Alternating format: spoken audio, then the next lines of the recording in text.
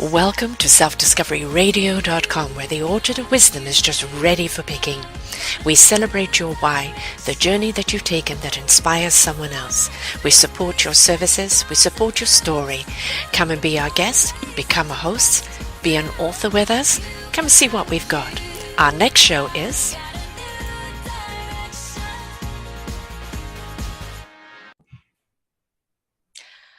Good morning, good afternoon, and good evening, everybody. Welcome back to another edition of Channeling Ascensions. I'm your host, Sarah Troy, along with my co-host, Christina Hill, her beautiful entity, Athella, who will be coming in at any time. We don't know when. And our guest today in Vancouver, BC, Allan Knight, a former monk, Zen monk. He's come a long way since then. Now he is that motivational speaker, getting people on track, helping them we're picking up a little reverb from somebody, I think Christina. So we'll just get our sound right now so that you can truly hear everything absolutely wonderful here today. Let's get a tweak for that, yeah. And it's tweak, not twerk, folks, okay? There's a different kind of show altogether. That's good.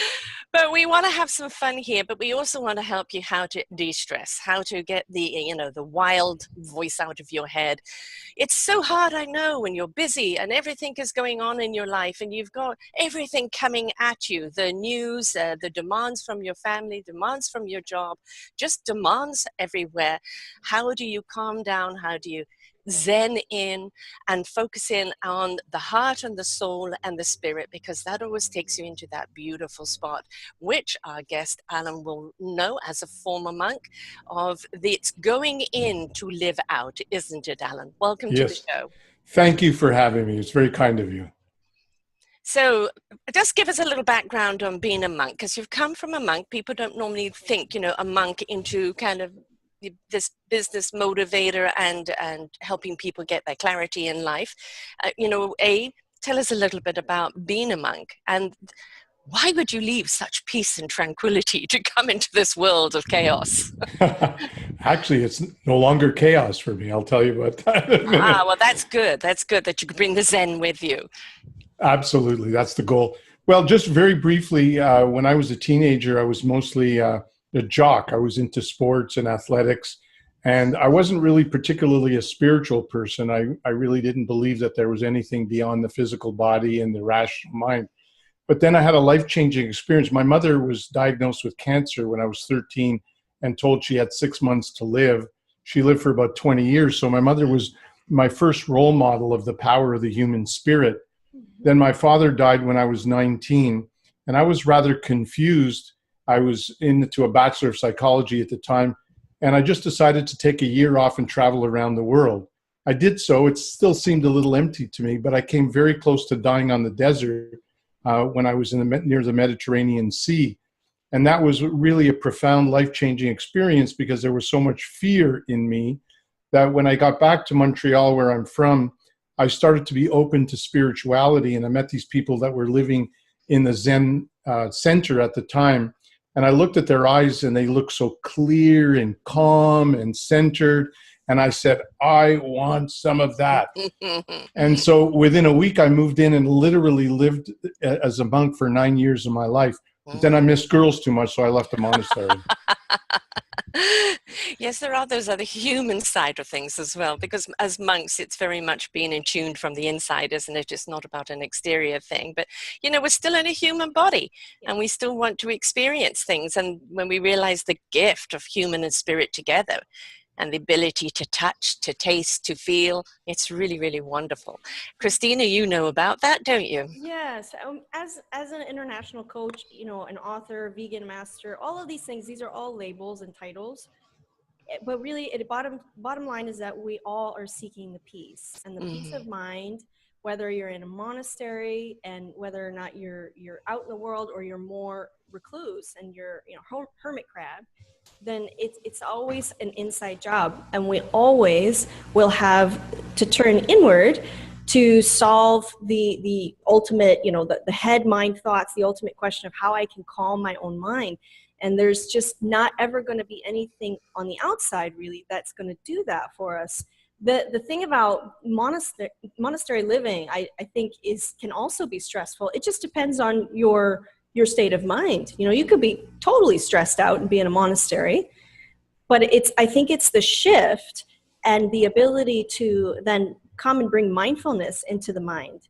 And I think also it's very important to say this too. It's like whenever you're willing, whenever the person is really willing to go in and go inward. And it sounds like, Allan, in your experience, it's, you know, that's a phenomenal story to start life off that way, and then to come and take a year off and travel, and then come to the place where you're, you know, near death or apparent death. And people get to that point and then they're willing to really go inside and see the ultimate, to see the eternity, and then take it from there. And that's, I mean, that's so cool that this evolved to this point to where we're sitting here now today and hearing your story, and you're sharing your light, the light through the eyes that you're talking about. I understand that. I mean, Sarah, you have that light through your eyes.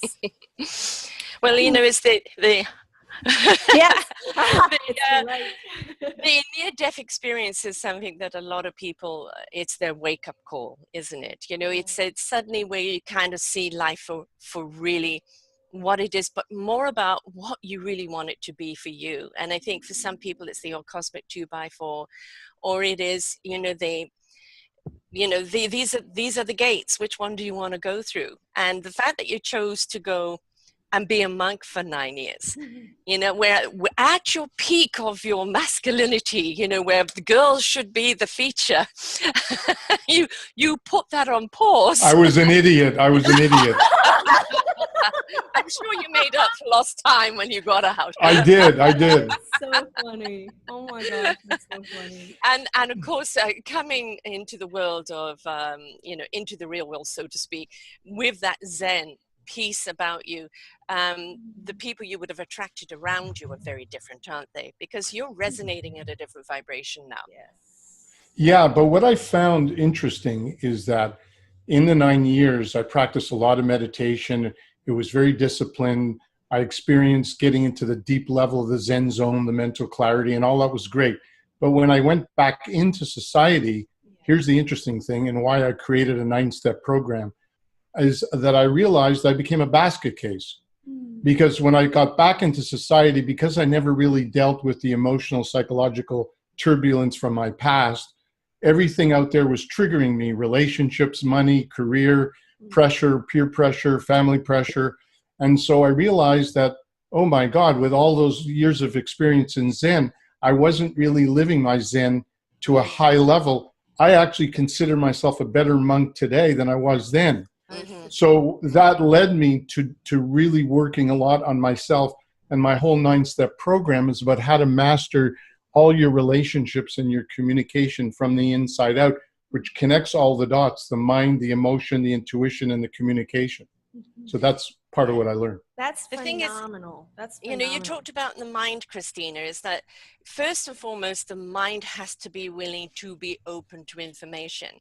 And then you realize that the information, when it comes from the heart, or is heartfelt, or it's soul connected, the divine connection, and then of course the spirit gets into it, you know, you understand the knowledge you're receiving. But if you're receiving the knowledge just in the head and it hasn't connected with the heart or anything, it's misinformation in a lot of ways, isn't it? You haven't got the whole picture. Yeah, and also what I found when I left the monastery is, as I started to be with more and more people who were into spirituality, that there were some people that would hide out, as I did for a while, in the spirituality. So a lot of people who are not comfortable with who they are as a human being sometimes become overly, you could become overly attached to even good things like a relationship. You meet your soulmate and then you become obsessed and afraid to lose that person. So unless you work on yourself, and I finally realized that unless you accept, love, and adore yourself like your own child, you're going to have trouble loving and unconditionally other people. And that requires a very holistic approach to personal development and spiritual development, at least in my opinion. Yes, I completely concur with that. And we could call that codependency, shifting out of codependency to coming into oneself, to stepping into one's true self, and you're whole. And so you don't have a better half. You suddenly have a whole, and then a whole, and then yes. And I love how you say this, Allan, about treating yourself the way that you would a child. Oh my goodness, we need to do a whole show on that.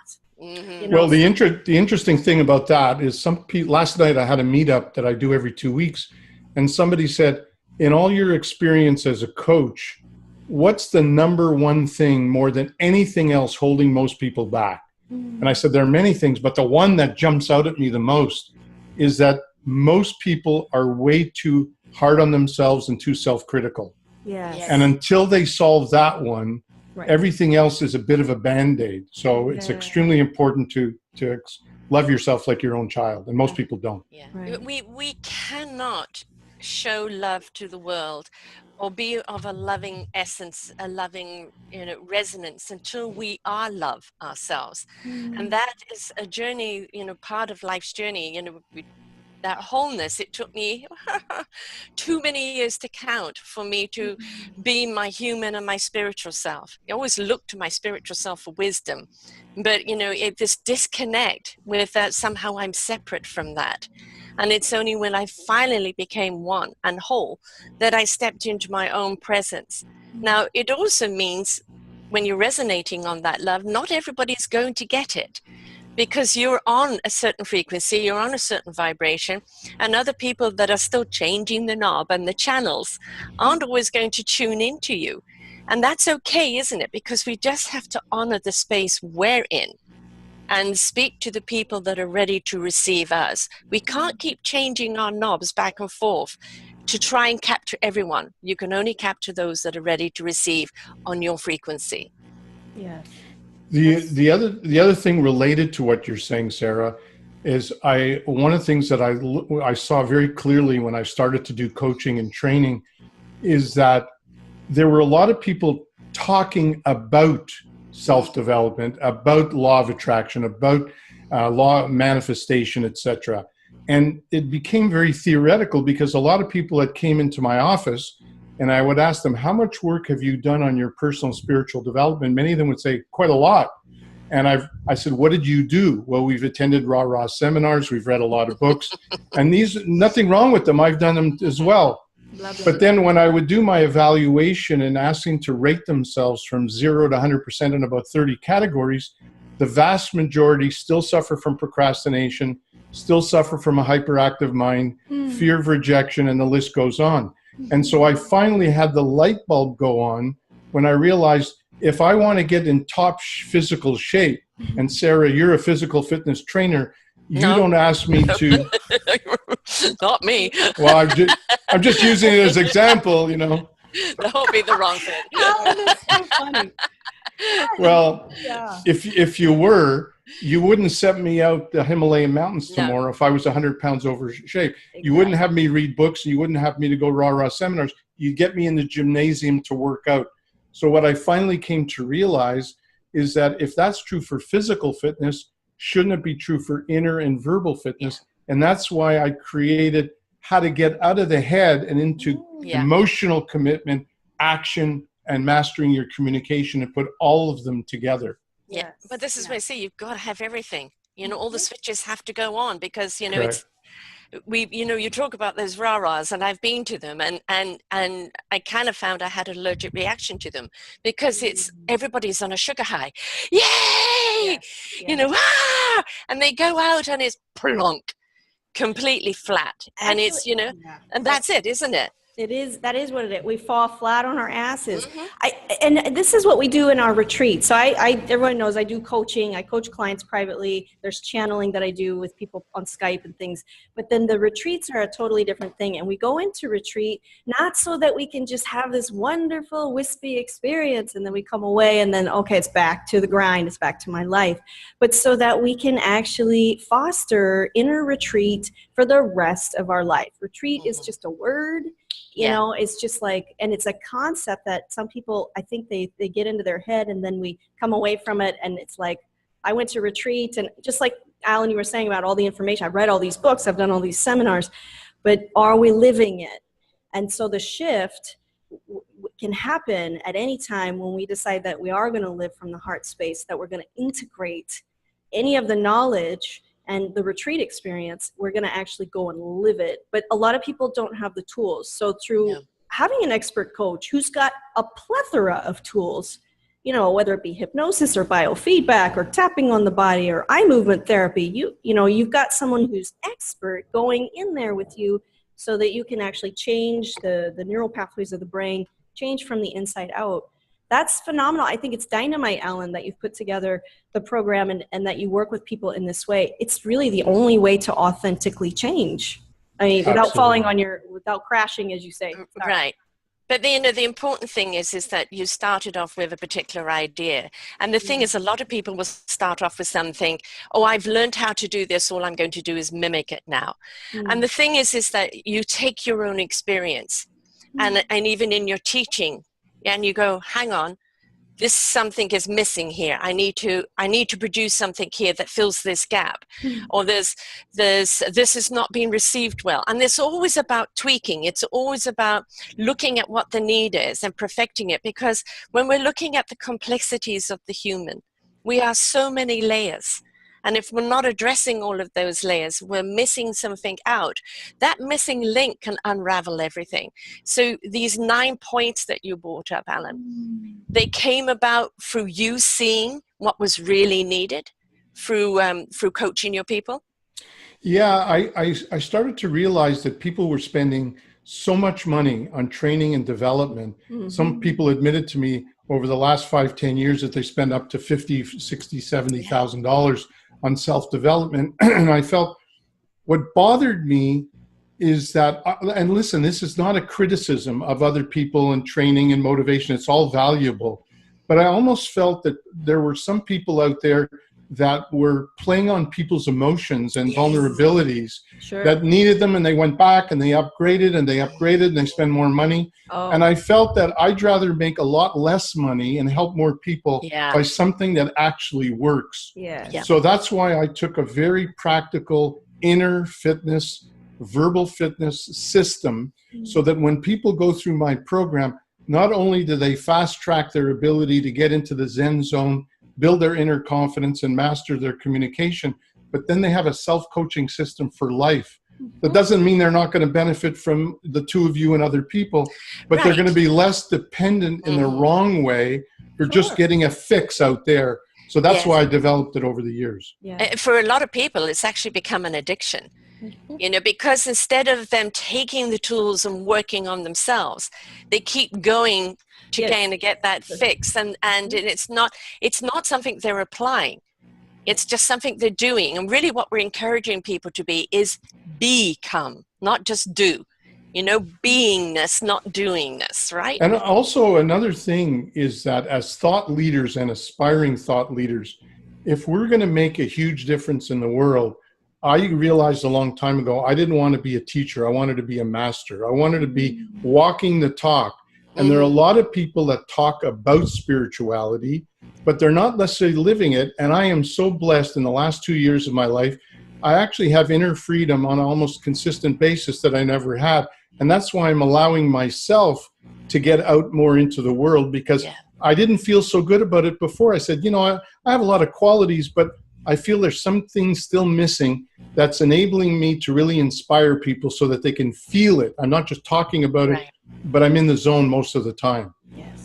People are I think people are getting tired too of the tips and, the McDonald's of spirituality kind of.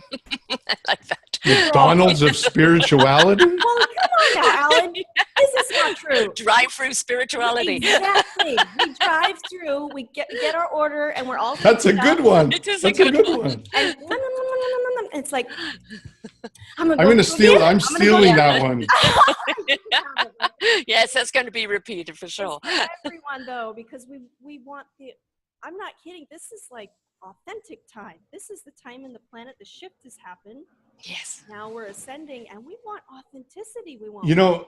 It's interesting because one of my passions ever since I was 19 was about soulmates, and I've been blessed to meet a number of soulmates in my life. And I've started recently the Soulmate Revolution. My goal in the next 10 years is to help facilitate 100,000 soulmates to come together.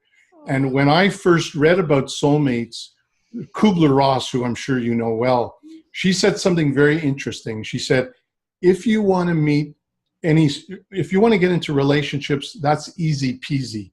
But if you want to meet your highest level soulmate, you better do the work to attract that into your life. Because if you Yes. don't, you're going to have the runner and chaser come back because they're going to run away from each other. They mirror each other. And I think if we're going to make a huge difference in the world, unless we get the inner soulmate in order, so as we attract other soulmates founded on inner, that's why my training is going to be a foundation to the soulmate revolution. Could you imagine what the world would be like if we had millions of soulmates making a difference in the world? Because most soulmates come together for that purpose. That excites me more than it. Exactly. Collaborating, not competing. The Exactly. thing is that when you've stepped into soul, isn't it, oh, my soul's better than yours. If you truly are in soul purpose and in heart resonance, there is no competition. It is collaboration. It's just another dish at the table or another instrument in the orchestra, right? Was that hot resonance? Resonance, heart, resonance. Or heart, Heart. or both? Heart, Both? hot beating heart.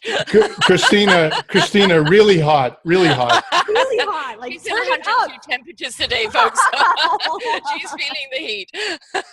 But the other thing about the soulmate thing is that unless you get to that's why I talk about accepting and loving yourself to that level. Because if you unconditionally love yourself, now you've eliminated control, manipulation, and all these other things that get in the way. So let's say one of you is my soulmate. I could just love you and let you be you without worrying about whether you're going to leave me or not. But most people aren't really there. That's the problem. That's the exactly. I'll just chime in here too. I agree with you. There is an insecurity. There's a farce on the planet. It's like an epidemic that we somehow need to be in partnership without healing ourselves first, that we don't need to be looking inward first, but that to be complete, that we need to be partnered with, and that somehow is going to fill us up. And we got our security resting in this insecure place when nobody can fill up our tank but us. And that's so true. We know this, we think we know this, but then what are we doing? We're depending upon these external conditions or people, relationships, particularly because I'm a recovered codependent. So I understand this very deeply, how we can then attach, and then they're controlling the push, the pull, all of that stuff. And it's really, it's all mind stuff. It's all gobbledygook of the mind. And it's life expectation, right, as we've talked about before, is the pressure of society putting on you that you must be, you've got to do. We can live from our soul. Really, it's our calling. And then, as Allan is saying, we have our soulmate here so that we can co-create, so we can elevate our vibration. So whomever that we're with, if they're not lifting us up and that we're more free to expand, then we can see this shrinkage, this contraction happening, and it's fear-based. You can always tell the difference. If you walk around, you can see where people are completed and filled up, and they're sharing. And it's co-creation as opposed to the fear-based, oppressive kind of relationship. So there's a huge energy-wise, there's a huge difference there, and we're all invited now to join in. But to first start with number one, like oxygen mask goes over our face first before we go to the child. Or on that note, Christina, somebody, and I don't remember who this was, said something really interesting, that most people believe they're looking for love, but what they're looking for is mommy and daddy in a younger body. Yes. And most of us think that we want love, but we're looking still to get the love that we didn't have.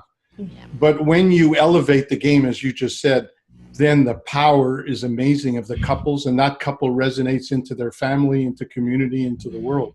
So that's what excites me about the soulmate revolution, at least being part of that. Yes. I think it's also control. We are so busy about, you've got to be in control. When we realize the only control we have is stepping in, being responsible, choosing to become a part of, taking the journey, and owning our own actions, our own thoughts, our own being. We have control over that, how much we participate in our own lives. But we have zero control of what's going on out there. And if you're still trying to hold on control, you're going to burst at some point, because it's just tightening you up. it's not releasing you out. You know, Sarah, with related to what you say, I see everyone, I'm sure you do too. People are so obsessed with the political situation. Yes. And they're so, I don't care whether you like the Democrats or the Republicans, or you hate Trump or you love Trump, but people have become so divisive and so obsessed with that. And that just another excuse to run away from who you are, because at the end of the day, the only thing that's going to make a difference is transforming us and loving people. And if you don't like somebody, then get involved in the process and do something positive and creative rather than burn down or something like that. Right. You know? Yes. So it's so important on so many levels. Rise up. And when we can turn in, how often do we do this? Like we have a colleague, you know, it's in our face or something, and we have that immediate reaction to go outward and to go out and lash or to react in that moment rather than going within. It's just, we forget. I just think that we forget. So with the Trump example, it's perfect. Like finding yourself on social media, if you're engaged in that, the anger's rising up. How often are you going to stop and like go in and say, what's happening inside? Oh, and then become aware and go with that. But it's training the mind to do this. It's remembering to do this. And then consistently building as a lifestyle, we go within. You know, another thing that I found very valuable around that, Christina, is I had my own patterns in relationship. I tended to attract women that were like my father. I loved my father, but he was kind of an angry man. He suppressed his anger, kind of grumpy. So I was afraid of him. And inevitably, I was attracted to women who were bitchy. Yep. And I would go after women who they weren't emotionally available. The ones that liked me, you know, that syndrome, I wasn't interested in them. Right. So one day I came to the point where I said, either I'm going to end up in a mental institute because of a rejection, or I'm going to grow and love myself. And I got fed up. And the word fed up is very important to me, because I've learned that unless people get emotionally fed up where they say, that's it, the gig is up, you can talk and analyze. No more. It's finished. The gig is up. Yeah. And from that point, I never had that problem. I had other problems, but not that one. Yeah. The interesting thing is, rewind a little bit, is I recently had an experience where, you know, I've learned to honor my own space now. And I also know how much I can take around me. You know, any conflict, any friction, I know when to pull back. And if a friction comes up, it's automatically that my energy will retreat. It's a form of the barrier automatic kind of protection, because I don't want to be in that energy. And it's kind of very interesting, because the reaction to it is, I'm going to be angry at you retreating, because I want to fight. And this is, I think, one of the things that is part of the challenge of being in this, is that this is going to be the reaction you're going to get from some people. They want to fight. They want to argue. They want to, because they're still there. They still have got things to spend. And you've shown kind of some love and some nurturing to them. And then when you don't want to show the other, you're not going to go there. It's, well, why not? You know, put the fisties up. And I think this is something that you have to completely retreat from, because, as you said, interaction with people, you must honor your own energy and the people that you have around you and what you have around you. It isn't like, well, now I'm in this loving energy, I've got to go and love everybody no matter what they do to me, right? Because that we can't stay on that resonance if we allow that to happen. Well, on that note, one of the things that I teach in my, being a communication coach, I often recommend to people that see it this way. Every human being is different. If you get your ego out of the way, that's why I say, if you master yourself and you get calm and content, and you could focus on being aware of who you're speaking with, try to get in touch with what is the most appropriate thing I could do or say that will elevate this game. And then it might be just listening and giving them a mental hug. It could be asserting yourself and being tough love and being firm. It could be saying how wonderful they are and acknowledging them. But it's about responding appropriately in each situation, because there's no black or white rule for every situation. Right. But if you've mastered yourself, I call it dancing with your client, dancing with that other person. Yes. And my coaching practice is the same. I'd say the number one thing that people come to me as is, he did this to me. This is happening to me. I can't handle this because it's happening this way. And Blame. Exactly. Yeah. And the fear and the fear goes deep. It goes back to childhood. It goes back Yes. to mommy and daddy and Trigger. yes, Trigger happy. We're all trigger happy. Oh, Christina, are you trigger happy, Christina? woo! Well, I'm on fire, I'll tell you that. I hope you've got your potatoes there that you're baking while you're in there. I am filtering hot. But seriously though, we get our chakras in alignment. We master, self-mastery is not something that we have to go to the mountains of the Himalayas to do. And then we take a little bit of our energy and a little bit of our time, we go inward. It is amazing what that will shift with everything. Yeah. Everything external shifts as a result of us going inside. Yeah. Love that. I love that. Hallelujah. Yes. There's a song last year that was my song of the year, Rise Up by Andrea Day. I love that song. It's not about rising up at pitchforks. It's about rising up arm in arm, black, white, pink, yellow, polka dot, who cares what your religion is. It's rising up as a human race and saying that we're not going to feed the hate or the diversity or the difference. We're going to feed the love as a human race, because we know that a loving frequency is what feeds the planet and everything on it. It also feeds us. And I think people are hungry for this, so hungry for it, but it's the getting there because of the blame. Shame is another huge one. Lack of forgiveness of themselves and of, other people. You really have to be willing to go through the processes and let things go in order to get to that center where you feel, I really and honestly can truly love me and who I am and what I'm doing and what my purpose is, because purpose is huge, isn't it, Allan? It is. Oh my goodness. Yes. Yeah, but the interesting thing is I think the opposite also holds true, at least in my experience, that as much as we want to seek and enhance our ability to love more and more and more, some people run away from the reality of some of the dark shadow which needs to be dealt with. Yes. And so a lot of people that I meet say, well, I don't want to go there because it's too negative.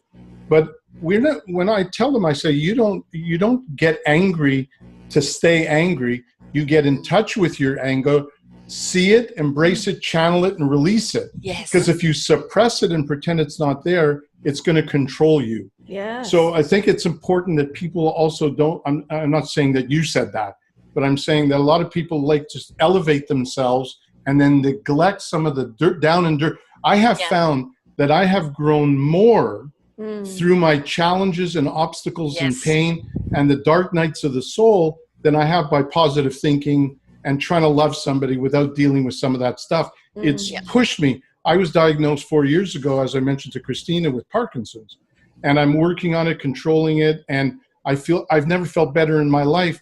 But one of the benefits is that it's pushed me, or I've allowed it to push me to a deep level of soul and deep level of inner mastery and love and compassion, so that I'm so much better a person. I'm not saying I want to have Parkinson's, but I used it as taught me more than just raw positive thinking. So we got to deal with both sides, is what I'm saying. Yes, I agree. That goes back to what you were saying, Allan, before about hiding in the cloak of spirituality or all things spiritual. It can be evasive, and the escape mechanism goes in like escapism. And I've heard that said to me before, because I coach a lot of coaches. So a lot of coaches come to me and they're like, I feel blocked or stuck, or I've reached a glass ceiling and I want to pierce this, in my career, or this or that. I'm coaching people, but this is still in my life. And, they're really, really aware. They're very aware people. But it's very easy also to hide behind the cloak, the folds of these spiritual concepts. We know so much and kind of chalk it up to, this is my spiritual experience, or I want to ascend past my pain. I don't want to look at the dark or the contrast and have that come up. This is how it lands in the body, though. So when we suppress, then we're going to deal with it sometime or another. It's going to reveal itself. So I'll give an example. I have a client recently who told me she's kind of moved and shifted in her life cycle, and her son is a little bit older now. She's a single mom. And so suddenly, just all of a sudden, it seemed that she was all by herself. She's divorced, and all of her issues that from childhood that she hadn't dealt with yet came to the forefront. And it just seemed to happen all of a sudden. And it landed in her stomach. And she was very aware of this. And she, instead of, she went to see a physician and doing all this stuff, and she got some opinions there. And she said, instead of doing all that stuff, I'm going to go in and I'm going to have a conversation with my stomach, with these feelings. I'm going to continue to be with them. I'm not going to run. As I was like, the first thing we want to do, especially when there's a physical pain there, is hike it out. I want to, I got to get out. So I was like, this is phenomenal. And this was session 1 with her. And I thought, oh my goodness. Okay, so let's go right in there. And we would sit in just these pools of pain, let the wave come up, and then go through the wave and let it come down. And by wave, I mean these waves of pain, to find that she had been very brutally abused as a child. Brutally. And had really forgotten about it, just like forgotten. And it had gotten covered up. She was a great mom, stellar mom. Mm-hmm. But then when it came down to it, was holding this in her body. She's doing great now. She has great digestive tract lining. It's recovered. She doesn't have the reflux and all of this. And it just came from that, again, going back to that willingness to not take the pills, to not go run around, hide somewhere, to not find another relationship. To run is our first, to reach, and we want to grasp and grip onto what we feel is going to save us when we save us. And beautiful sometimes story. we need to fall, don't we? Really true. Because the falling is it's how you get back up. And if something's there to catch you all the time, you never learn the skill. It's the caterpillar into the butterfly. You can't force it. There are certain things we have to go through. And, we say be emotionally tuned in, but you don't have to be emotional about it. But we do have to honor our emotions. They're there for a reason. Yeah. So look at them. Why are they there? Spend them. Don't wallow in them. And I think as human beings, we like to wallow in things. Oh, there's self-pity. No, that's only Christina. It's only Christina that wants to do that. She's wallowing with the dolphins. That's a lovely wallow. Like a sad story. But that was a great story, Christina. That was very profound. That was a great story. Thank you. Well, your story, though, and we all have stories, right? It's not who we are. It's just it's a story, but it's phenomenal to hear that you have, the channeling for when we have something land in the body and it manifests in the body requires vigilance, like a hyper kind of awareness and willingness to open ourselves with compassion and love. I just commend you. I really applaud you, Allan, for that. And look at, I want to say this out loud. I hope this isn't too bold, but look at how you look. You look with the light shining through. Yes. Look at how you look. So don't tell them how old I am. 94, you look marvelous. I don't believe in age. Sarah, I don't like you. You look 17. You do. Truly, it's like age is a state of mind. I don't even celebrate my birthday anymore. I don't care. I'll go with that one. I'll go with that. No, one. I celebrate it 17. Because I look upon every year as a gift. And, I made it through another year. I learned something every year. Every year is a gift. And I've had, so much death around me. And so I think every time that you reach another year, you realize you've been given this gift for a reason. It's not just for you to have a party, yay, another year. It's to celebrate what did you do this year that you didn't do last year. Look back on your year and reflect. How much did I step in to my meaningful purpose? How much did I honor myself? How much did I step into dealing with stuff and helping others?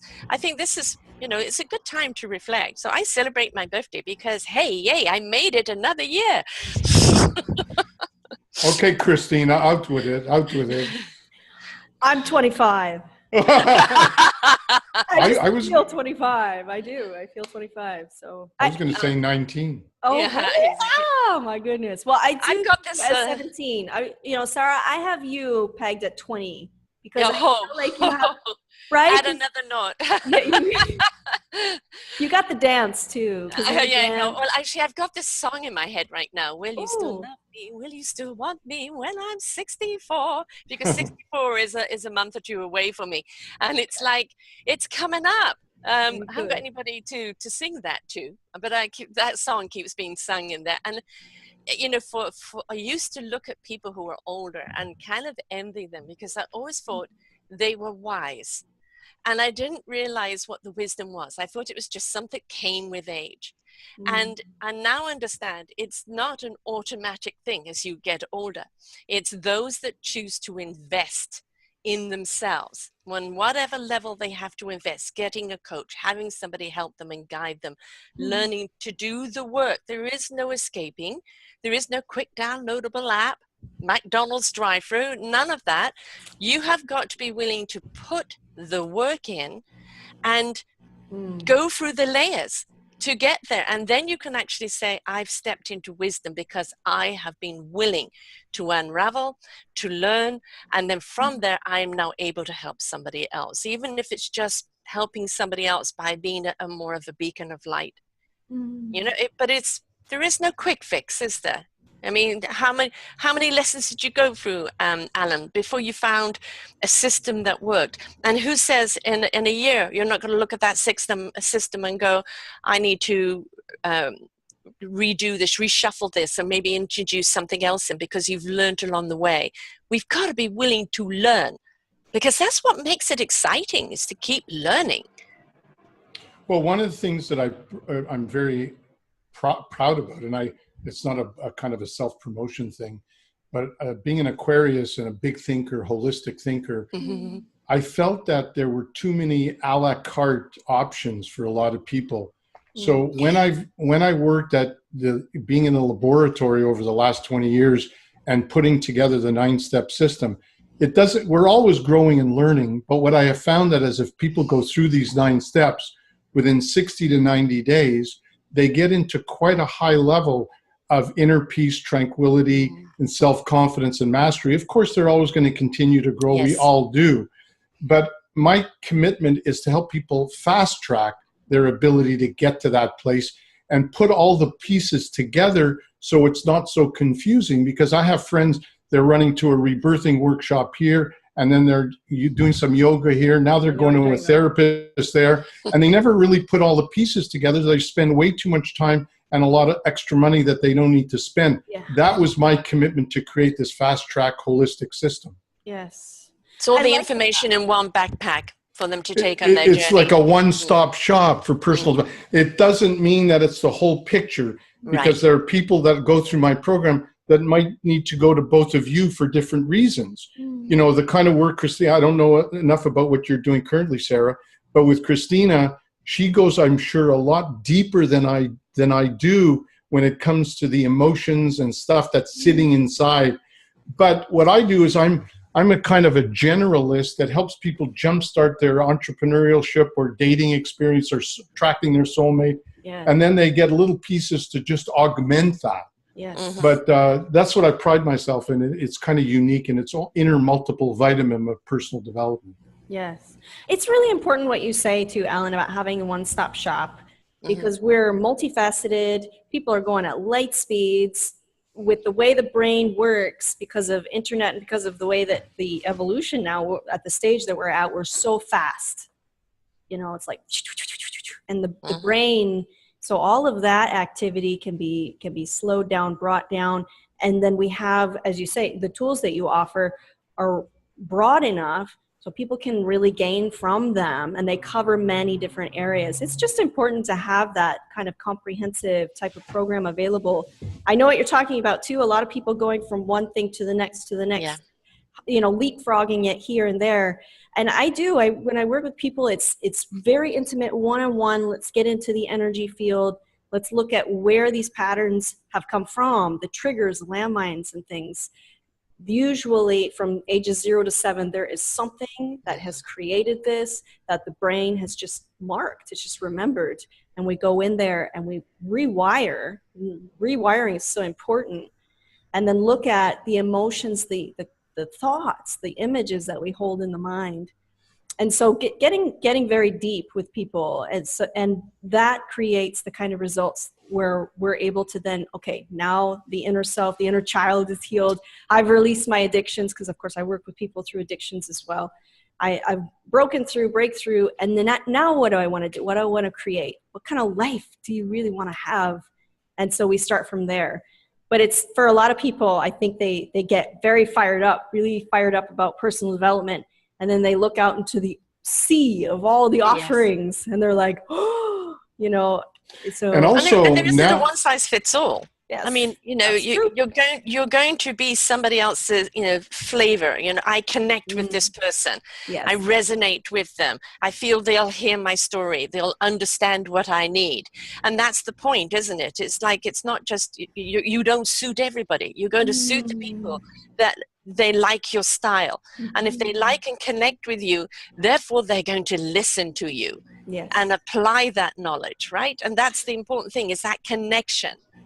that's another reason why being diagnosed with Parkinson's 4 years ago, and I'm not 21, although Christina nicely tells me I'm 17, but I do feel like 17. I'll tell you that right now. I know, that's what I mean. You feel like. I know. But the 9-step system I developed is much bigger than Allan Knight, and so my goal is to have a train-the-trainer program so that I can find people all over the world who will go through and take a certified program so that they could administer, just like Dale Carnegie outlived Dale Carnegie. Yes. That's really my goal. The other thing I wanted to share with you is that the importance of integrating into the Western society. My book is called Mind Gone Wild, Finding Freedom Within the Chaos, which, Christina, you were just talking about. Love that. And so what I found interesting is that living as a monk, of course, you're protected from a lot of the external stimulation. And when I read books on Tibet, for example, which I have a lot of respect for, Tibetan Buddhism, is they had a very harsh landscape and environment, and it pushed them inward. And then I thought, recently I had this insight. I thought, we also have a harsh landscape in terms of stimulation of money and energy and social media and competition and sports and pressure and politics. And so we're invaded too. So we have a choice. We either we drown in it, or we go deeper like the Tibetans did, and we start to work on the inside so that we can truly master. And the funny part is, I just read an article about some very high Tibetan Lama who is living in Canada now, and he's being investigated for sexual abuse. Yes, that's very So cool. there's an example of how you could be a highly developed spiritual person who we revere because he's Tibetan or they're Chinese or whatever, and they come here and they're human, and they may never have dealt with their sexuality and then control issues and all that. So triggers it's again, it's so important to have a holistic approach to spirituality. I think also the important thing is, and I think you've really brought this up, is that we look at priests and we look at monks and we look at all these people and we put them up on a pedestal, and we think that they're just godly, working on one plane and never tempted, never have issues of their own, you know, never dealing with their own demons. Well, and Christina's like that, so we know. Thank you. So we have to look at the fact that we've all got we have to unpack. And it doesn't matter what the title is or where we've been, if we haven't had the opportunity. I mean, I did interview a monk that had recently left. He'd spent 33 years and now he had come into the world, and he was really confused of why people weren't walking around in this Zen. And I said, but how long have you been here? Oh, not very long. And I said, because you haven't been contaminated by the chaos yet. But you see how you live with the chaos and how Zen you can be. It is something you have to learn to do as a skill, because it's that outside going in, bombarding you all the time. Very easy to find peace in a peaceful place. It's finding peace in the chaos that's important. Yes. That's exactly. Exactly. And in our retreats, you know, it's kind of like what Allan was saying. You've got to have this real holistic, you know, it's grounded in many different parts. And one of the components of our retreat is that we will sit with computer and internet. Of course, we unplug for most of the journey, but we do come and we do a practice where we're sitting at a laptop and we do our meditation while we're surfing the internet. We do a meditation in traffic. We do a meditation when we're in the wave and a wave is coming right up on your face, you know, and so we create these scenarios. Is a great training exercise, brilliant for the mind. Take off your shoes and go stand outside where the sun is boiling hot and your feet are going to start to burn. And how you know, how the images, the thoughts, how you deal with that is just one example, how we build up in our system the tolerance so that we can take our retreat. there's that word again, our practice of meditation into everyday life. Otherwise, it's useless. And then we go back and people have the retreat syndrome crash of the Yes, the epic. same as the sugar high beforehand, right? Yes, Yeah. exactly. Yeah. And we don't need that. We need things that are, we want to get to the real kernel of truth. People are in it for the truth. They want the truth serum. The core truth. Yes. And, you know, the old thing of resistance is futile. You know, you can try and outrun your issues. You can try and numb them, drown them out, you know, pill them out, drink them out, shoot them up out, whatever. But you can't run away from you. You are with you for the rest of your life. And whatever your issues are, they're there with you. And if you don't like carrying this big, heavy coat with you all the time, then learn to take it off. Find out what it's like actually to be free. And then to actually put in you only what serves you. And there comes our choice. We don't always have a choice growing up because things are decided for us. But as an adult, we could now decide, what old data am I going to delete and what am I going to reprogram myself with? And that's basically where you take them, isn't it, Allan? Yeah, very much so. One other thought that I didn't share with you before is when I was living as a monk, I was the leader of the chanting, and I have a high respect for chanting. And I realized in North America, a lot of people have trouble just crossing their legs and being still and quiet at the beginning, because we're very emotionally focused here in North America, in the Western world.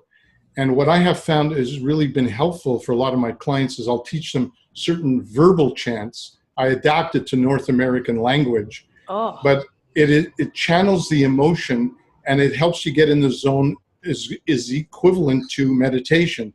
So sometimes people, what I notice in a lot of my clients, some resonate more with chanting, some resonate more with meditation, some resonate more with the moving yoga or whatever it be. And it's important that people find something that's easy and resonates with them. Right. I think that's really important, because some people try to lay a trip. When I left the monastery, I try to tell everybody about Zen meditation. You got to do Zen, Zen, Zen, Zen, Zen. But I became a little bit too dictatorial about yes. This works for me. You've got to do it too. Passionate. Yeah, exactly. And I understand that passion, but also I think what we have to realize, that's your passion over that connection you have made. Each of us have to find our own voice. What is our passion? For me, it's music. You talked about working on the computer. I can have music in my ears, working on the computer, doing all the admin for the station. And, you know, my mind is doing the work, but my soul and my spirit is off dancing. It has completely transcended me. And you have to find out what it is that's going to get you into that Zen. And one Zen doesn't fit all. Absolutely. So Sarah, help me with this. How do I solve the problem? Every time I hear Christina's voice, I get triggered. I get irritated. I get all upset. How do I deal with that trigger? For a start, you take a very deep breath. Right. And then you look at it deep down inside of what it is about her that's pissing you off. It's that yellow flower in the back. I think. This is offending you, Allan. Oh my goodness. Then you wrap your arms around her and say, really, I really do love you. Oh, Christina, We gotta lean Christina, into this. Yeah. I now release my anger and I love you. I love you unconditionally. Thank you. That's it. That is perfect. Because I really feel the what love. we're doing when we're angry at people, there's generally another face on it. We Yes. get angry with people because they've triggered something. Well, And we're reacting to that anger, but really when we look at it, it's someone else's face that's coming up there that we haven't dealt with yet. You know, last night I was telling people a personal, practical example that could help them in their life right now. And I said, years ago, I find myself, I like walking down the street, browsing, stuff like that. So I started to notice that this so-called spiritual guy that I thought I was, almost everybody I saw pass me by, I was judging them. Oh, you have a poodle, you think you're hot, you know what? Oh, you have this ugly coat, how could you wear that? You seem like a very angry person, and why are you here? Or whatever it be. I was criticizing everybody. So next day I decide I'm going to spend 1 hour walking along the same street, and every human being that passes me by silently, I'm going to say, I love you, sir. I wish you well, man. hope you have a fantastic day. I wish you well. I did that for an hour, and I've never looked back since I've done that. Right. Oh, that is just that's the resonance of heart. That's the resonance of love, is that we have no idea who's walking in those shoes that are passing you by or what they're dealing with.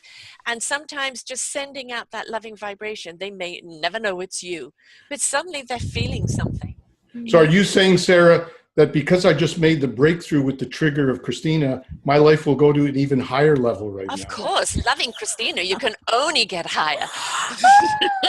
I agree. I think it's great medicine for everyone. Everyone, take this example. Allan's example of channeling his energy, his anger, has just really, really given us a God, I feel good. I feel so good. So you feel so released now. Yeah. But you know, you're going to be surprised if you ask me who is, some people will say, and I'm sure you're asked the question, which would be fun to hear your answers too. Who is the number one person that's influenced my life more than anyone? So I want to start with each one of you. Who's the person? Could be anybody. It doesn't have to be a fancy name or, you know, a famous name. Who's that one person who has positively influenced your life more than anybody? It's not a human being for me. It has always been my divine spirit that has always been there for me. Wow. Always guided me. And there have been influences of people. Can we say beyond the human spirit? Beyond the spiritual. As human beings, there's been people that have triggered things for me. Wayne Dyer, definitely, his teachings, even Deepak Chopra and Eckhart Tolle. There's always something. Oprah, you know, I realize in a lot of ways that our style, and I didn't know this, of interviewing is quite similar, but, you know, mine just organically comes out the way it is, as it does with her. And I think it's, there's been various people along the way that I have admired, and because of that admiration, they've been an inspiration. And this is why I do these shows, Allan, is that you're inspiring someone and you're inviting them in that inspiration to want to step up, want to know more, want to investigate and participate. Because really what we're asking people to do is participate in their lives by investing in themselves to become what they are meant to become, to do what they're meant to do here. So it's hard for me to put down any one person. There's been so many people in my feast. Christina? I give that question thoughtful contemplation. And so just listening to you, Sarah, from the heart space, I have to say the same things. That's a tough one to nail down for one particular individual. I would have to say, though, my son. I think that comes to the first. Because, you know, he's, as all children are, so pure. So in the here and now. And forgiving, trusting, open, and knows how to play. So been the ultimate Zen teacher for me. And I'm not joking. I mean, it's really like that. I stand in awe of my son, and it's been an inspiration in my life and the greatest gift. And like parents will say, it's cliche to say, but that for me has been my greatest, most inspiring. Your children, you're busy influencing them, and there's a turning point when they're influencing you. Sure. And actually, I think that's a wonderful gift, because you realize that encouraging them, you know, to step into that, when they start reverberating back to you what you've been saying to them all these years, you go, yay! I had an influence. Who is the most influential for you? Christina, I'm disappointed. I thought it was me.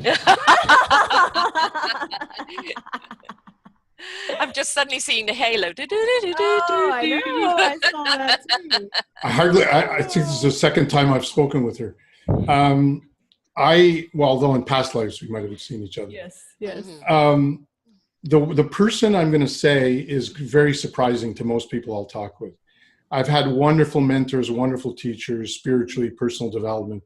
But the one human being that has had more impact on my life than any other is the old rat packer, Dean Martin. And the reason I say that, I'm obsessed, not obsessed, I just love and adore this man. And although he was in an era where drinking and smoking was okay, he projects, he's a really good singer, but he's not a great singer, but he's one of the best personalities of all time. And I love current music. And so it's not just because it's the past. I have friends who are 21 who are part of a fan club for Dean Martin all over the world. And it's the joy that he projects. He's taught me more than most motivational speakers have. He lives it. His wife, when he died on Christmas Eve, she said he was the most peaceful man she ever knew. Yeah. And his joy oozes out. I watch 2 or 3 of his video clips every day, and I smile. And I gave a talk at a church about loving. And I ended it. There were 500 people in the church. And I ended it with a video of Dean Martin coming out and singing love and a smile and a joy. And I looked up and everyone was smiling. Yeah. So the joy that he projects has impacted me because I want to be more like that, because we all have that inner joy. So he's had more impact than anybody else, but a lot of people have had an impact. You have to meet Darcy Murdoch, Allan. He's a Vancouver guy, actually a double lung transplant, but he sings the crooners, Sinatra and everything, and Dean Martin is his love. He loves to sing Dean Martin, and he's got that wonderful crooner voice. I will send you his show for everybody else. Darcy Murdoch, come and listen to his show and listen to his songs, because he does take you back. And there is something about the old style, because there was some honesty in the songs, wasn't there? It was like, it wasn't sung from the chest. It wasn't sung from how much money am I going to make. It was really sung personality. Yes, personality. The love. And we're missing that. Yeah. We're missing that, and also a bit of that romantic chivalry era that I miss. That's why the Soulmate Revolution. I want to bring back. I was going to call it the Nightclub, KNIGHT. Oh my gosh, that's so bring a little chivalry back. Yeah. Yes, actually, that would actually be a very good nightclub. Yes, I think a lot of well, you could be our first member, Sarah. There you go. Well, I used to be a former go-go dancer, so but I don't think we want to bring that back. I see the tattoo there on your arm, Sarah. Is that? This is actually, if you can see it, it's a form of 2 butterflies meeting in the middle, and it's the Celtic runes Gifu. You know how we always put an X, love and kisses. Well, the X actually represents partnership, and it's partnership of 2 parties coming together in wholeness to form a collaboration, to form a partnership. So this is actually designed by my one daughter, and this is a relationship with my children. That's wonderful. So that's beautiful. And I think this is the thing is, I'm always referring to the orchestra of life. And it's that when we rediscover our I am this instrument, this is my purpose, this is what I'm going to play for the world. And then when you've perfected it enough to join the orchestra, and you become an we are, and you create the symphony that just resonates out and invites people to join, to get up and dance, to sing along, to just flow with it. That's really what we're needing. We're needing this transcendence of love, transcendence of harmony. When you've actually stepped into joy, you really don't want to go back to sadness. We need a lot more gladness. And that only way we're going to get rid of the sadness is if we're willing to go in and clean house. And it's still going to be now and again, that thing that we need to face sometimes of, there's an old trigger or there's an old issue come up. It doesn't mean you failed at cleaning out. It's just something in that cellular that hid from you, and something's come out. So just deal with it. Just deal with it the way you've been taught by people like Allan, people like Christina, because they have developed the tools through the experience. And that, I've always said, is the best kind of teacher, someone who's been there, someone who understands, somebody who resonates with you, somebody who really knows what they're doing because they've used these tools on themselves. And those are always the best kind of teachers. So having said that, would you please, Allan, break down your program a little more for us, how we can get your book and how people can join you? Well, the easiest way, first of all, if you want to access the 9 steps in a very simple format, if you go to what'sholdingyouback.com, you could just put your email address and name, and over the next 2 weeks, every second day, you'll get a short 2 to 3 minute video that outlines in a very general way what those 9 steps are. If you want to peruse my website, you could go to allanknight.com. That's ALLAN KNIGHT.com. That's AllanKnight.com. You can contact me at area code 604-720-3177, or just email me at info@AllanKnight.com. I do a complimentary 45-minute assessment and evaluation. 45 minutes is very generous. Yeah, you know what I do I don't do a lot of coaching, but I do selected coaching, people that are very hungry to go to the next level, because I'm going to be spending a lot more time with webinars and podcasts, etc. But if you are very hungry to get to the next step and have been intrigued what we've talked about here, I'm happy to do an assessment and evaluation. And during that evaluation, I'll help you to see exactly what's holding you back. You'll see the x-ray. You'll see where your strengths are, the areas that you got to work on, how you could fast track that through the 9-step process. And then we'll get a sense to see if there's a fit between you and I in coaching. Ultimately, I'm going to do more group works as well as our audience grows. But that's really the best way to get in touch with me. As far as the book, if you go onto AllanKnight.com, there is a book link. You could order it through Amazon there. Excellent. And, you know, the book is also a really good way to start, isn't it? Because, again, if they get something from the book, if they connect with you, again, it's all about that connection. You know, there isn't the one size fits all. If Allan is your flavor, is this the person that you feel like he can hear you, then you'll know from reading the book. You'll know from listening to these videos, and then you can really reach out. And for some, it might be, you know, the one-on-one coaching, or it might be listening to all your podcasts and your webinars and gathering that information. It's whichever way you want to dive in, just join, get in, taste the wares, right? Yes. You're welcome. You're all welcome. Exactly. And you don't know what's going to be a fit until you try it on. I mean, how many times, this is a women's thing, you go and look at a dress and go, no, I don't like it on the hanger. And somebody says, try it on. And you try it on and go, oh, this is sensational. It's the same with a coach. You got to try them on. You've got to see if they're speaking to the inner you. That's Sometimes you don't like what they're saying to the out of you because your inner is resisting. Right? But if you listen a bit more, that inner resistance will open up. Sure. Everything you're saying, Sarah, is bang on. I have found over the years, because it's personality and you have to feel good with it. Yeah. And I have a lot of women clients, a lot of men clients, but I have discovered that there is a certain type of female client I have, and the other ones, some of them are looking for more of a life coach, therapist, ongoing sharing over a long period of time, which is very important for some people. They may not resonate. I'm a bit more of how do we fast track your ability now? How to get a bit more of the male energy, the focus, the discipline, the simple communication. So some women are in business. They really want that. They've maybe done some of the other work and they really resonate with, doesn't mean I'm not a good listener or I don't share in a nice, deep, sensitive way. But my program is more geared to people who want to elevate their game and go to the Olympic level. It's not the same. Yeah, so I think they have to come into you at a certain level, already have maybe done some work, certainly know that they're ready to join the gym and work out. That this isn't going to be, you know, I'm going to watch and see. It is, you've got to participate in it. And so that's the thing. It is. Hold it, Sarah. I'm getting an intuition.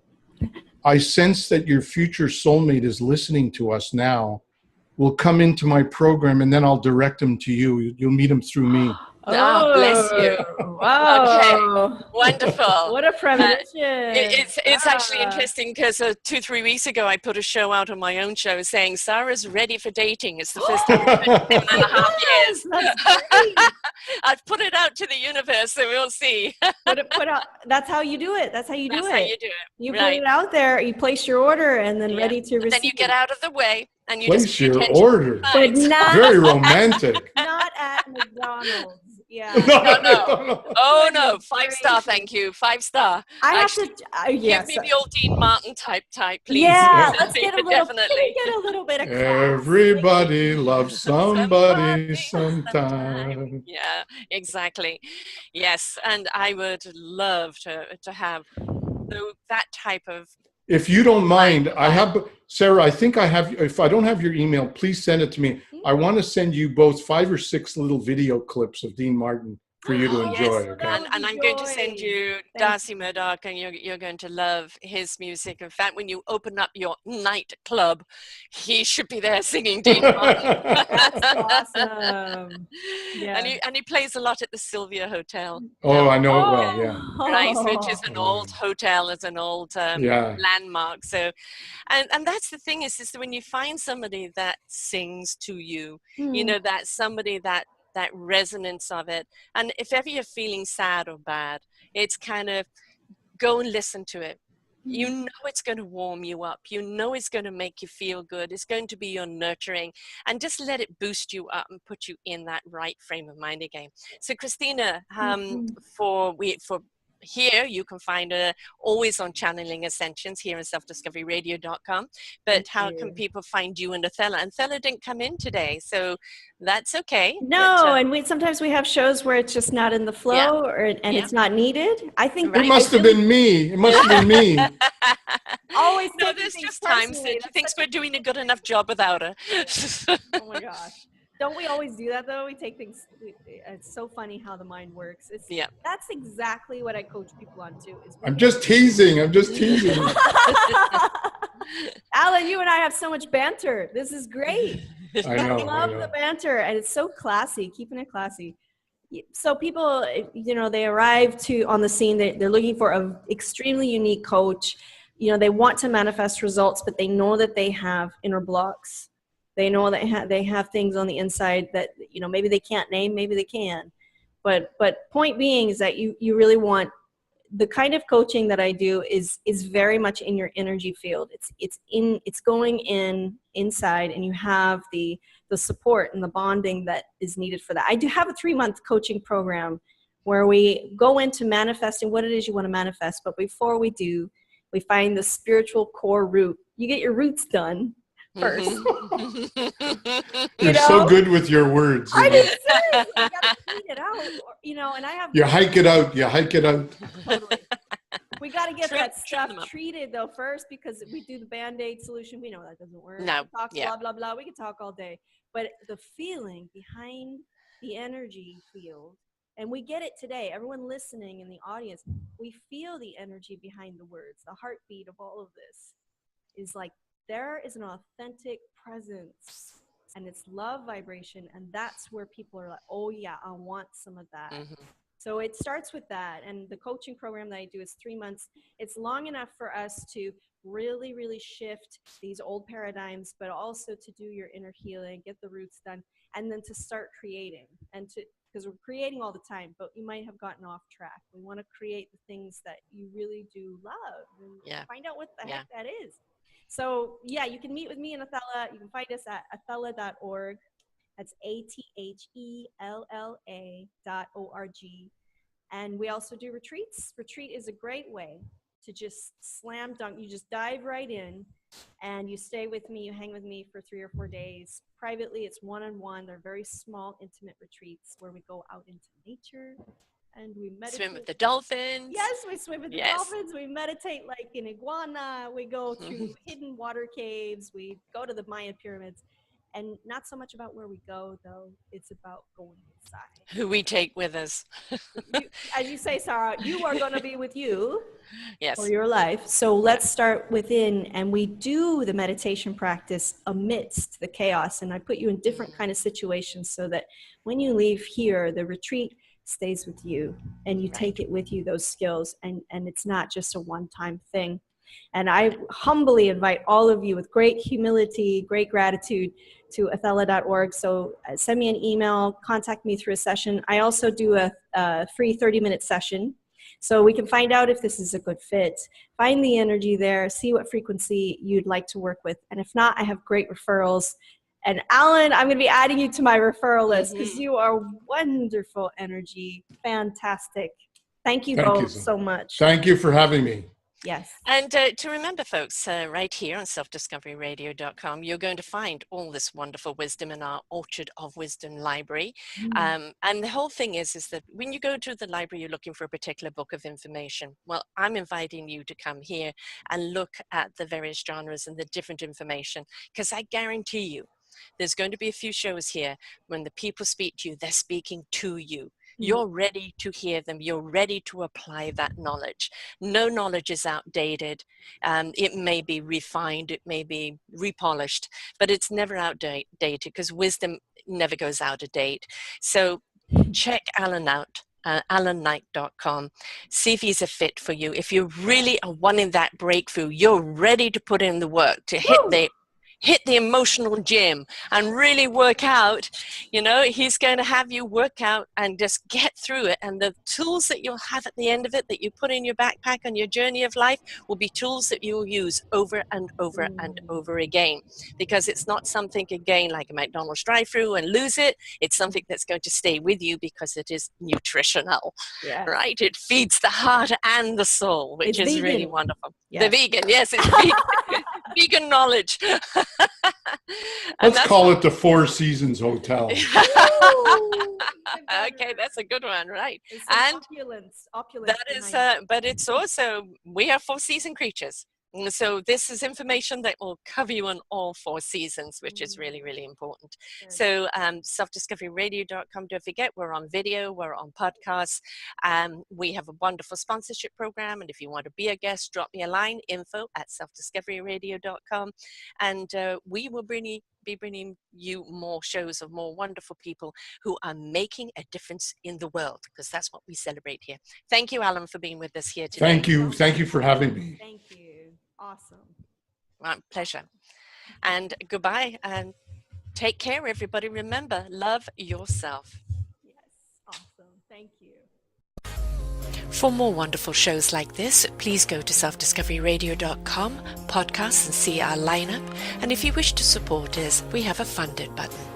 Please stay tuned for our next show.